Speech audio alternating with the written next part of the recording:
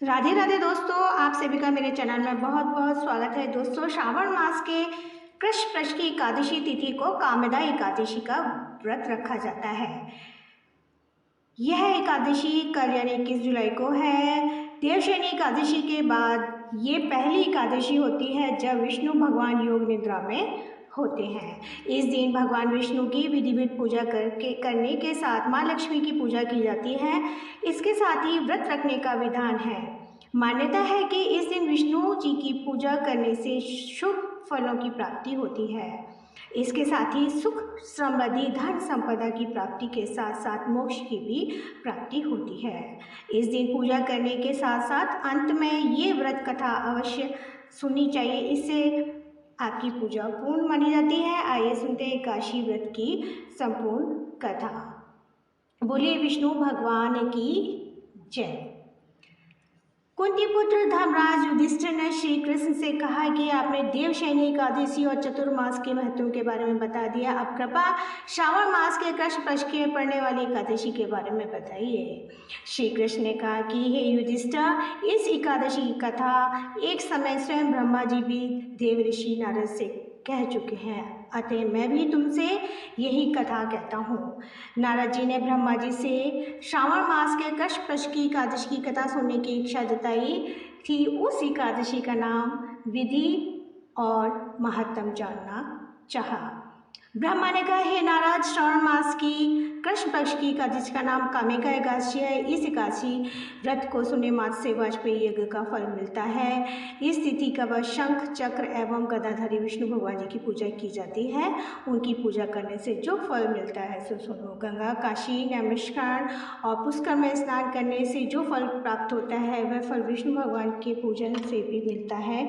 सूर्य व चंद्र ग्रहण के समय कुरुक्षेत्र और काशी में स्नान करने में, भूमि दान करने से, सिंह राशि के बृहस्पति में आने के समय, गोदावरी और गंडक नदी में स्नान करने से जो फल प्राप्त होता है वह प्रभु भक्ति और पूजन से प्राप्त होता है। पाप से भयभीत मनुष्यों की कामिका एकादशी का व्रत अवश्य करना चाहिए।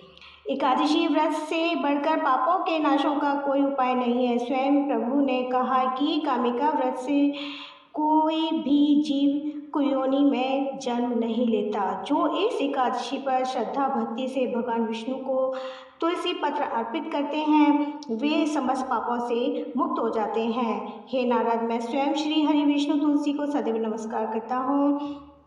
तुलसी के दर्शन मात्र से ही मनुष्य के समस्त पाप नष्ट हो जाते हैं और इसके स्पर्श से मनुष्य पवित्र हो जाता है। व्रत के पीछे क्या है? कथा इस प्रकार है। एक कथा के अनुसार प्राचीन काल में किसी गांव में एक ठाकुर जी थे। क्रोधी ठाकुर का एक ब्राह्मण से झगड़ा हो गया और क्रोध में आकर ठाकुर ने ब्राह्मण का खून हो जा कर दिया। अतः अपने अपराध को क्षमा याचना हेतु ब्राह्मण की क्रिया करने चाहिए, परंतु पंडितों ने उसे क्रिया में शामिल होने से मना कर दिया और वह ब्रह्म हत्या का दोषी बन गया। परिणाम स्वरूप ब्राह्मणों ने भोजन करने से इनकार कर दिया।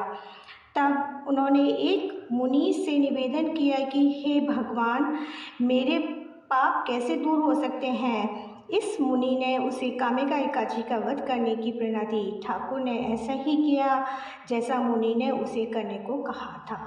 जब रात्रि में भगवान की मूर्ति के पास वह शयन कर रहा था तभी उसे स्वप्न में प्रभु दर्शन देते हैं और पापों को दूर करके उसे क्षमादान देते हैं। कामिका एकादशी की रात को दीपदान तथा जागरण के फल का महात्म्य चित्रकूट भी नहीं कह सकते।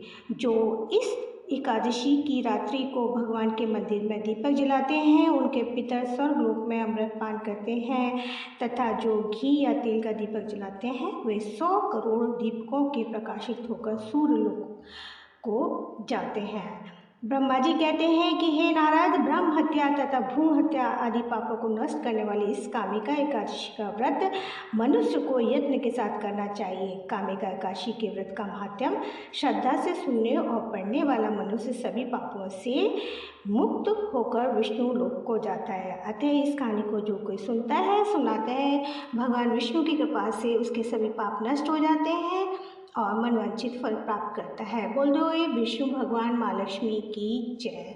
भजवन नारायण नारायण नारायण।